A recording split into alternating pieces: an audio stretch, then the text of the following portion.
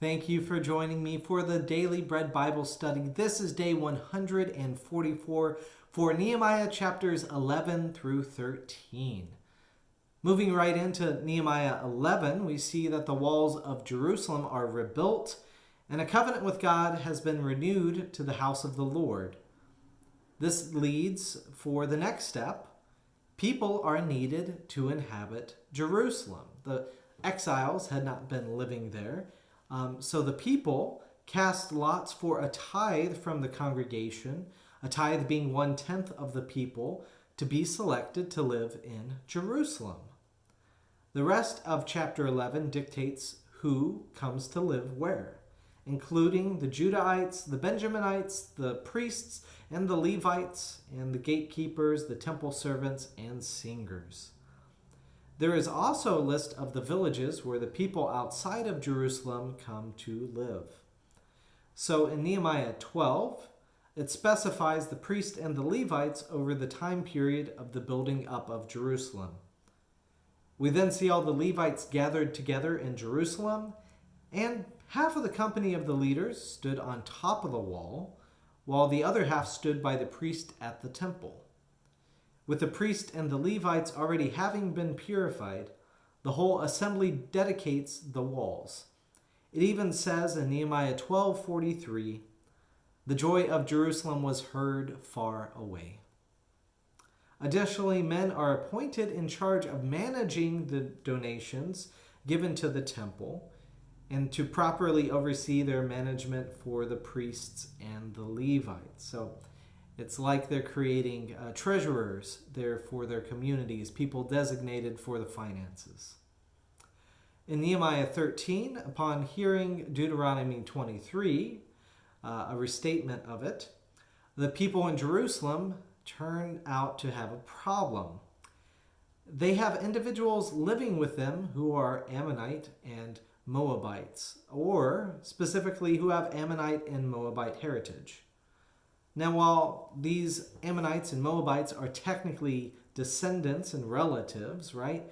They are descendants of Lot, the nephew of Abraham, as we talked about in Genesis 19 and day 5 of our study. The Ammonites and Moabites still stand in opposition to the Israelites.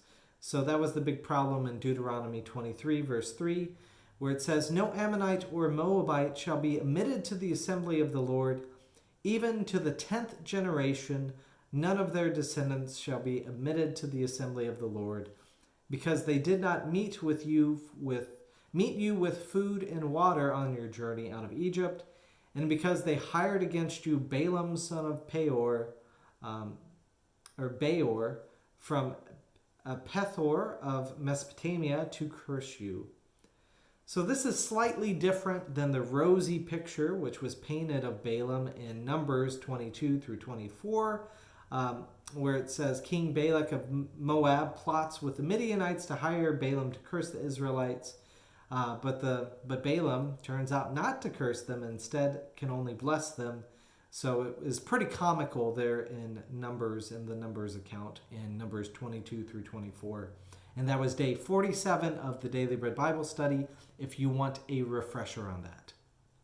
Anyways, all of this to say, this bad blood exists between the Moabites and the Ammonites and the people who are now currently living in Jerusalem.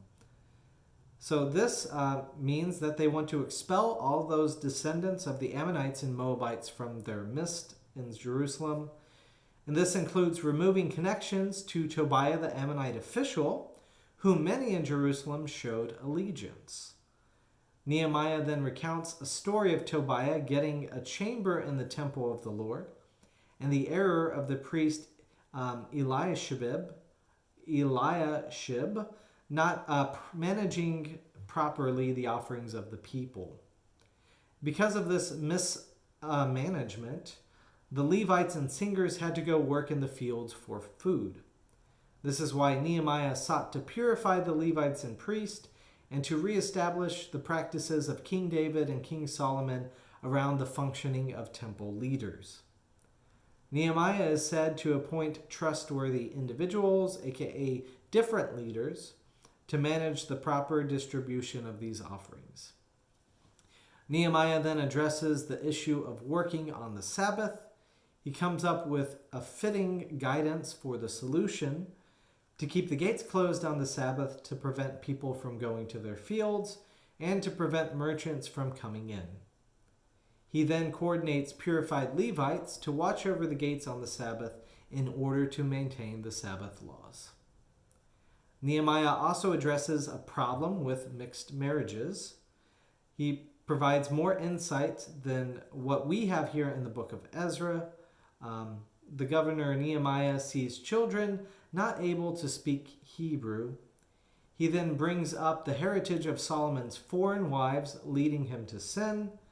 Nehemiah again has a run-in with the house of the priest Eliashib, who his descendants still walk in the connections to foreign influences. We close the book of Nehemiah here on this note, right? So the building up of a city is not just about building up of walls. It's about all of the things about worshiping God and following in God's ways. It's about that connection to God, the vision of the leadership, and for high standards for our interactions with God. Leadership is not easy, but it is in fact rewarding and will be rewarding for generations to come. So what we do and how we act in our day and time is going to have a positive impact on the future.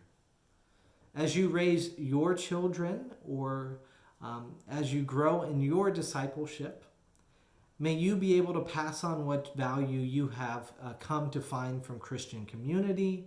May you pass on the values you have learned from your study of the Bible, and may others see your love for God made manifest in your words and your deeds. So, thank you again for joining me on this Daily Bread Bible study.